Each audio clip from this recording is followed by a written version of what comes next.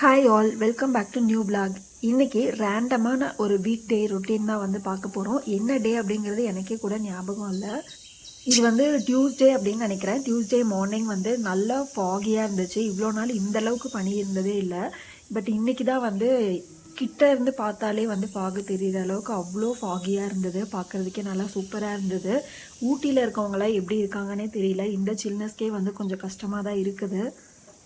இவ்வளோ ஃபாகியாக என்றைக்குமே இருந்ததில்ல. பார்க்குறதுக்கு அவ்வளோ அழகாக இருந்தது. கொஞ்சம் நேரம் நின்று அப்படியே பார்த்துட்டு இருந்தோம். வெளியில் நிற்கிறதுக்கும் கூட செம குளிர். பட் அழகாக இருந்ததுங்கிறதுனால அப்படியே கொஞ்சம் நேரம் நின்று பார்த்துட்டு இருந்தேன். எவ்வளோ கிட்டேயே தெரியுது பாருங்கள், அவ்வளோ ஃபாகியாக இருந்தது. கொஞ்சம் தூரத்தில் இருக்கிற வீடெல்லாமே வந்து கம்ப்ளீட்டாக சுத்தமாகவே தெரியவே இல்லை. ஒரு நாள் மட்டும்தான் இப்படி இருந்துச்சு. இதுக்கு முன்னாடி வரைக்குமே இப்படி இருந்ததில்லை. இதுக்கப்புறம் ஒரு டூ டேஸ் கூட ஆச்சு இப்போது. அதுக்கப்புறமாவும் இப்போ வரைக்கும் வந்து இந்தளவுக்கு ஃபாக் இருந்ததே இல்லை. அன்னைக்கு மார்னிங் மட்டும்தான் அப்படியே பார்க்குறதுக்கு சூப்பராக இவ்வளோ ஃபாகியாக இருந்தது.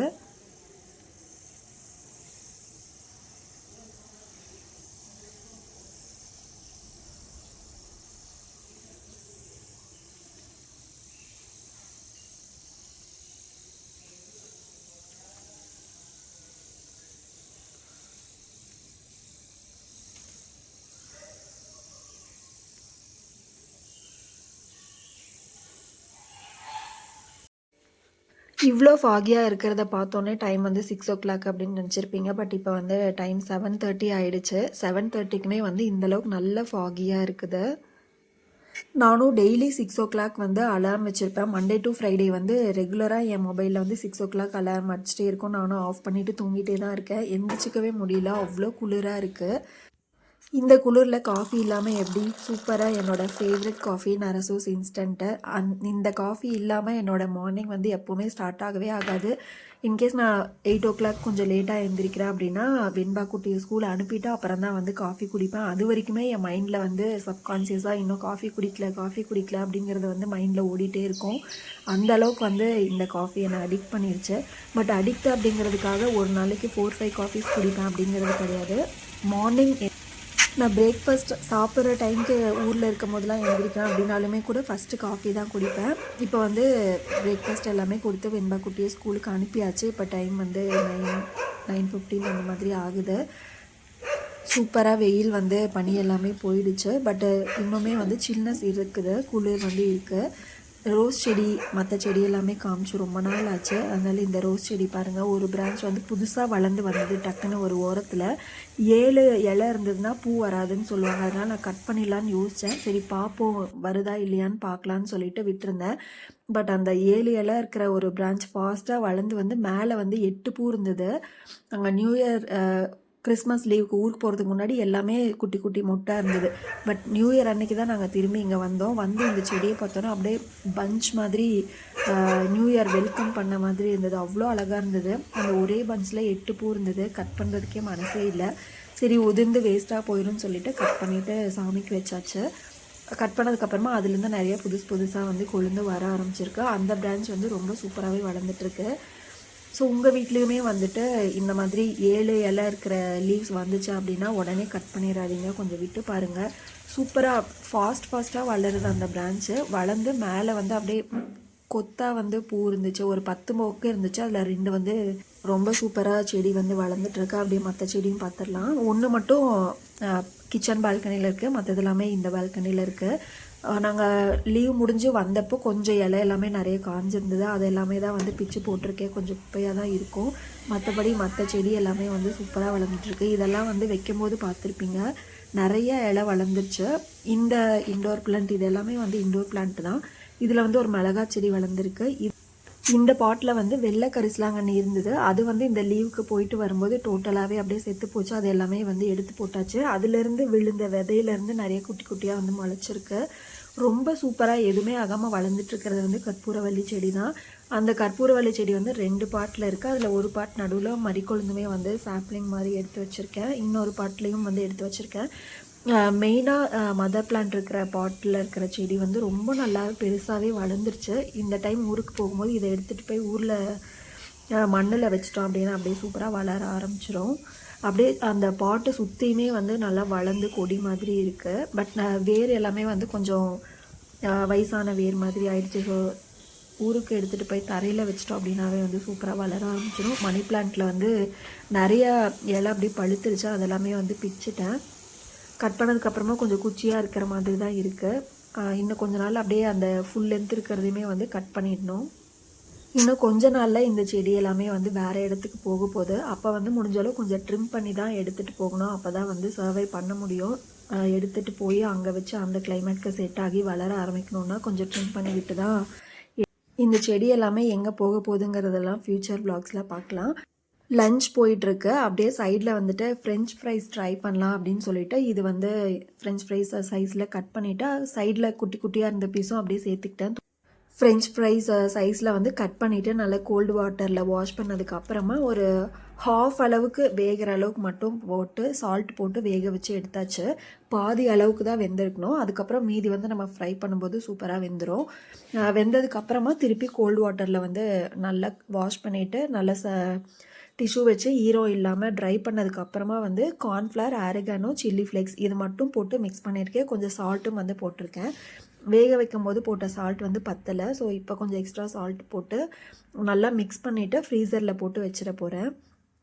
இன்ஸ்டண்ட்டாகவுமே வந்து ஃப்ரை பண்ணலாம். உடனே ஃப்ரை பண்ணும்போது கொஞ்சம் சாகியாக இருக்கிற மாதிரி இருக்கும், அந்த கிறிஸ்ப்னஸ் வந்து வராது. ஸோ கொஞ்சம் நேரம் வந்து ஃப்ரீசரில் வச்சு ஃப்ரீஸ் பண்ணிவிட்டு அதுக்கப்புறம் எடுத்து ஃப்ரை பண்ணோம் அப்படின்னா வெளியில் லேயர் நல்லா கிறிஸ்பியாக இருக்கும், உள்ளே வந்து நல்லா சாஃப்டாக இருக்கும். நிறைய மெத்தடில் வந்து ஃப்ரெஞ்ச் ஃப்ரைஸ் பண்ணுவாங்க. பாதி வந்து ஃப்ரை பண்ணி எடுத்துகிட்டு திரும்ப ஆற வச்சு திரும்பி செகண்ட் டைம் வந்து ஃப்ரை பண்ணி எடுப்பாங்க. அந்த மாதிரி நிறைய மெத்தட்ஸ் இருக்குது. பட் நான் வந்து இன்றைக்கி ரொம்ப சிம்பிளாக கட் பண்ணி வாட்டரில் ஹாஃப் குக் பண்ணிவிட்டு இந்த மாதிரி மேரினேட் பண்ணி ஃப்ரீஸ் பண்ணிவிட்டு அதுக்கப்புறம் டேரெக்டாக ஒரே டைம் வந்து ஃப்ரை பண்ண போகிறேன். ஈவினிங் வந்து ஃப்ரை பண்ணும்போது எப்படி வந்திருக்கு அப்படிங்கிறத வந்து காமிக்கிறேன். இப்போ எல்லாத்தையுமே மிக்ஸ் பண்ணிவிட்டு எடுத்து ஒரு பாக்ஸில் போட்டு ஃப்ரீசரில் வச்சிடலாம்.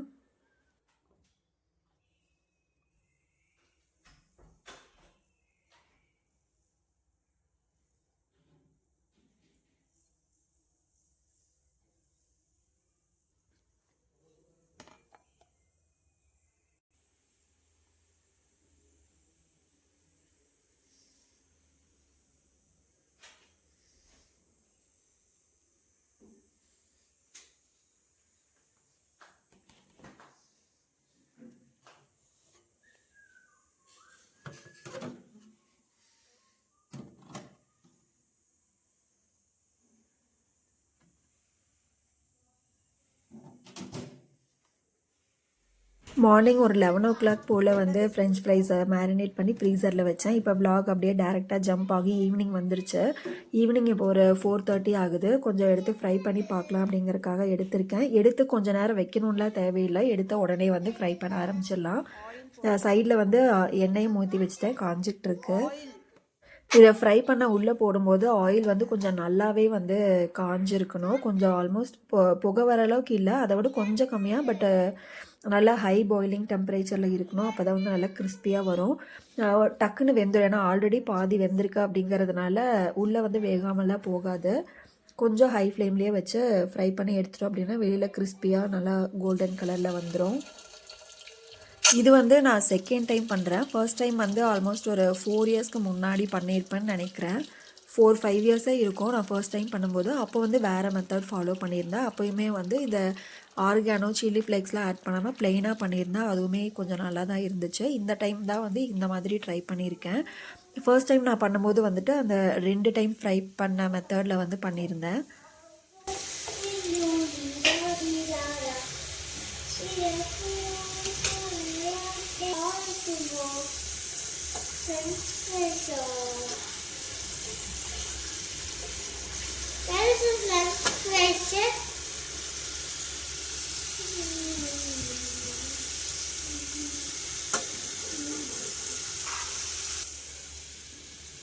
French fries.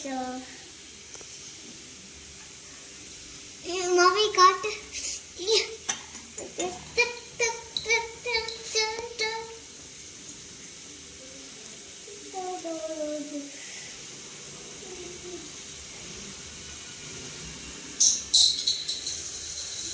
பட்டு சாப்பிட்டு பாரு.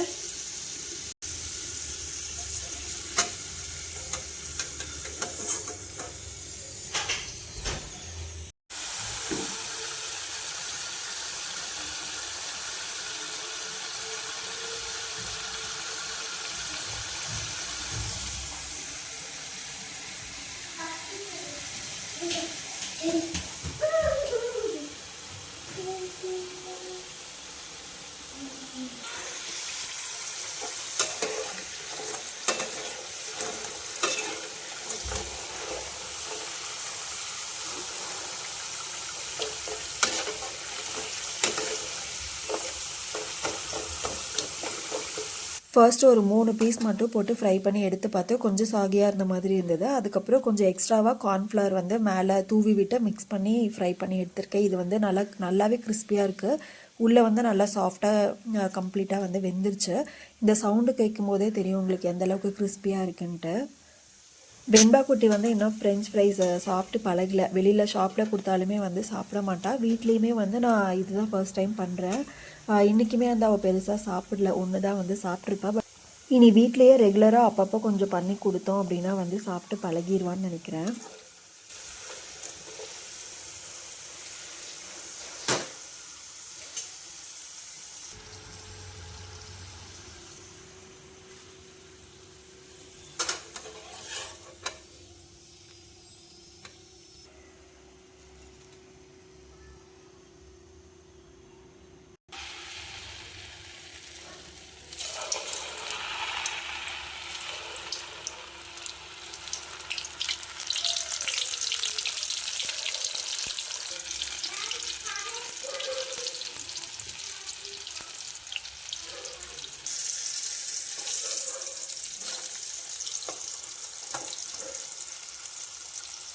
இருக்கு சாகியாக தான் இருக்கா?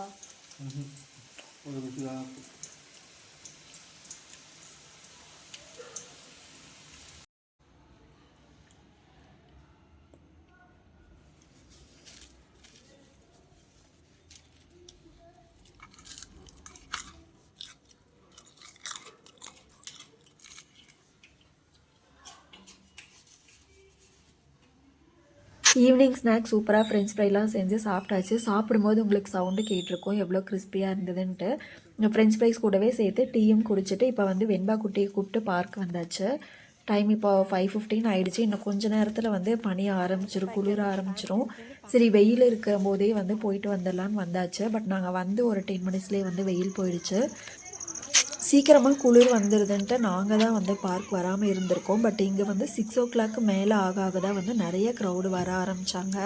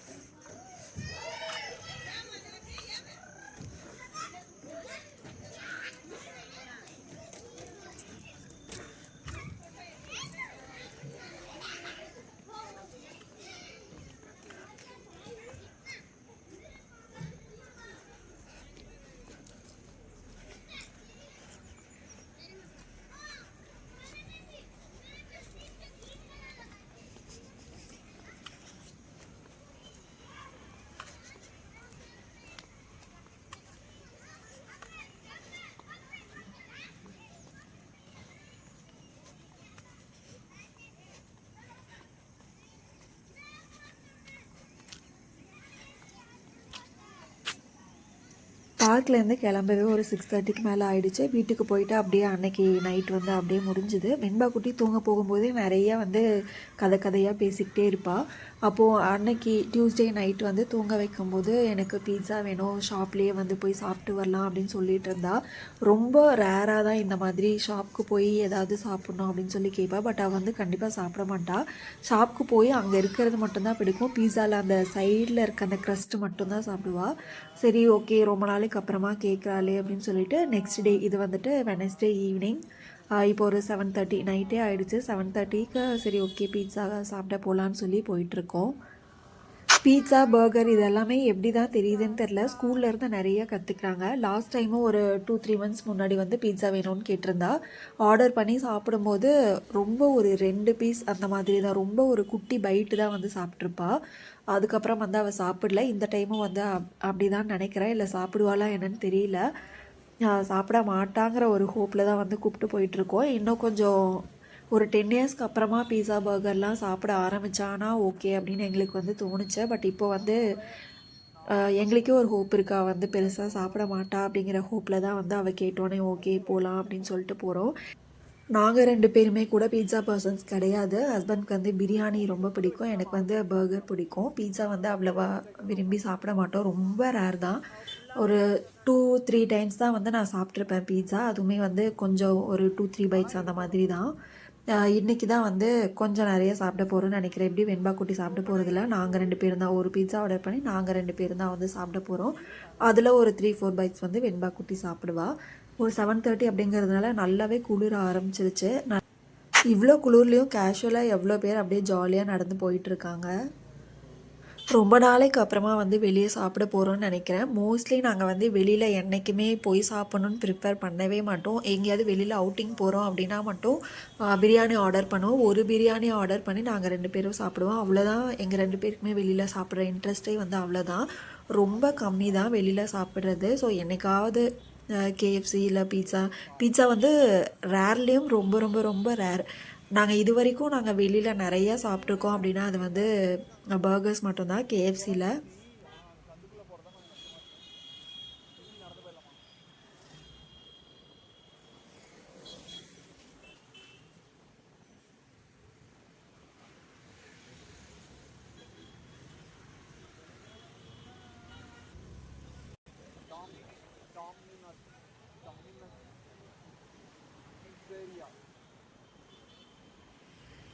டின்னராகவே இதுதான் இருக்க போகுது அப்படிங்கிறதுனால எனக்கு வந்து பீட்சா பிடிக்காது. ஸோ ஒரு ரெகுலர் பீட்சா மட்டும் வாங்கி ஷேர் பண்ணி சாப்பிட்டுட்டு நான் வந்து சப்வேயில் பர்கர் சாப்பிட போகலாம் அப்படிங்கிறத பிளானு. பட் அங்கே போய் அந்த பீட்சா சாப்பிட்டதுமே வந்து எனக்கு கொஞ்சம் ஃபில்லான மாதிரி இருந்தது. சீஸ் பர்ஸ்டு சிக்கன் பீட்சா தான் வந்து ஆர்டர் பண்ணியிருந்தோம். ஓவராக சீஸியாக இருந்தது. பட் டேஸ்ட்டு எனக்கு கொஞ்சம் அப்படியே லைட்டாக ஒரு 10-20% வந்து பீட்சா பிடிக்க ஆரம்பிச்சிருக்கு. டேஸ்ட் வந்து ஓகேவாக தான் இருந்தது. பட் ரொம்ப டிலே பண்ணுறாங்க. ஆர்டர் பண்ணோம் அப்படின்னா 1/2 அன் ஹவர் கூட ஆகுது நம்மளுக்கு டெலிவர் பண்ணுறதுக்கு. பார்க்கவே ரொம்ப எம்மியாக இருந்தது. பட் இதில் வெண்பா குட்டி வந்து எந்த பாட்டு சாப்பிட்டா அப்படின்னு பார்த்தீங்கன்னா சைடில் தெரிகிற அந்த ப்ரெட் மட்டும்தான் சாப்பிட்டா. அதுவும் வந்து ஒரு 4-5 பைட்ஸ் மட்டும்தான் சாப்பிட்ருப்பா. சாப்பிட்லேன்னு எங்களுக்கு பெருசாக வருத்தம் ஆகலை. பர்கர் பீட்சா இதெல்லாமே வந்து முடிஞ்ச அளவுக்கு அவள் லேட்டாக சாப்பிட்ட பழகிறது வந்து எங்களுக்கு கொஞ்சம் ஹாப்பி தான். பீட்சா வந்து ஷாப்பில் வந்து சாப்பிட்றவங்கள விட ஜாஸ்தி வீட்டிலேருந்து சாப்பிட்றவங்க தான் அதிகம் போல். நிறையா ஸ்விக்கி ஆர்டர்ஸ் தான் இருந்தது. ஷாப்பில் வந்து ஒரு 2-3 பேர் தான் இருந்தாங்க. மற்றது எல்லாமே வந்து நிறைய ஸ்விக்கி ஆர்டர்ஸ் தான் வந்துகிட்டே இருந்தது. அப்படியே சாப்பிட்டு முடிச்சுட்டு வீட்டுக்கு போகிற வழியில் லிபர்ட்டி போகலான்னு பிளான் இருந்தது. பட் லிபர்ட்டிக்கு முன்னாடியே வந்து பேட்டா இருந்தது. சரி பேட்டாவில் போய் பார்த்துட்டு அதுக்கப்புறமா அங்கே போகலான்னு சொல்லிட்டு உள்ளே போனோம். உள்ளே போய் நாங்கள் செப்பல்ஸ் எல்லாமே பார்த்தோமோ இல்லையோ வெண்பா குட்டி வந்து நிறைய எக்ஸ்ப்ளோர் பண்ணிகிட்டு இருந்தா. இந்த செப்பல் வேணும் அந்த செப்பல் வேணும்னு சொல்லிட்டு நிறையா எடுத்து போட்டுட்டு பார்த்துட்டு இருந்தா. நிறையா 30%, 50%, அப் டு 70% ஆஃபர் வரைக்குமே போட்டிருந்தாங்க. நிறைய ஸ்லிப்பர்ஸ் இருந்தது ஆஃபர் செக்ஷனில். பட் எதுவுமே வந்து நல்லாவே இல்லை. ரொம்ப பழைய செப்பல் மாதிரி இருந்தது. ஸோ நாங்கள் வந்து ஆஃபர் இல்லாமல் நார்மலாக இருக்கிற செப்பல் சைடு வந்தாச்சு. ரெகுலர் யூஸ் செப்பல் வாங்குறதுக்காக தான் வந்திருக்கோம். இந்த ப்ரௌன் கலர் வந்து நல்லா கொஞ்சம் கோஸியாக கம்ஃபர்டபுளாக இருக்கிற மாதிரி இருந்தது. 5, 8 இதில் 6 இல்லை.